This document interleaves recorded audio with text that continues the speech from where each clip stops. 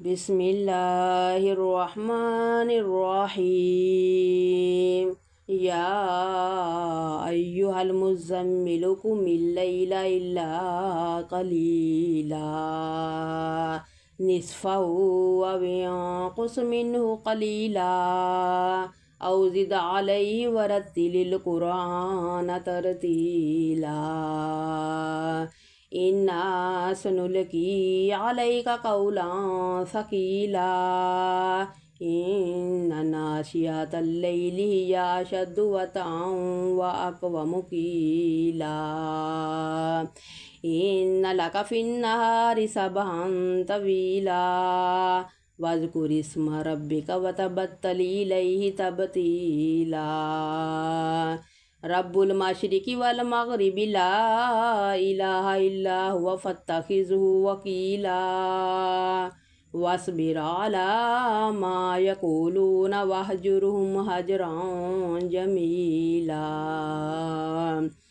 وذرني والمكذبين أولي النعمة ومهلهم قليلا إن لدينا أنكالا وجحيما وطعاما ذا غصة وعذابا عليما يوم ترجف الأرض والجبال وكانت الجبال كثيبا مهيلا إنا أرسلنا إليكم رسولا شاهدا عليكم كما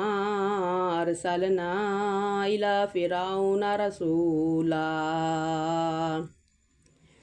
فعصى فرعون الرسول فأخذناه أخذا وبيلا وكيف تتقون إن كفرتم يوما يجعل الولدان شيبا السماء منفطر به كان وعده مفعولا إن هذه تذكرة فمن شاء اتخذ إلى ربه سبيلا إن ربك يعلم أنك تقوم أدنى من ثلثي الليل ونصفه وثلثه وطائفة من الذين معك والله يقدر الليل والنهار علم أن لن تحصوه فتاب عليكم فاقرؤوا ما تيسر من القرآن علم أن سيكون منكم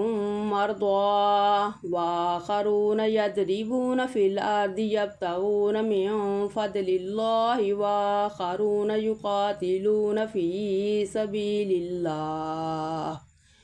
فاقرؤوا ما تيسر منه وأقيموا الصلاة وآتوا الزكاة وأقرضوا الله قرضا حسنا وما تقدموا لأنفسكم من خير تجدوه عند الله هو خيرا وأعظم أجرا واستغفر الله إن الله غفور رحيم.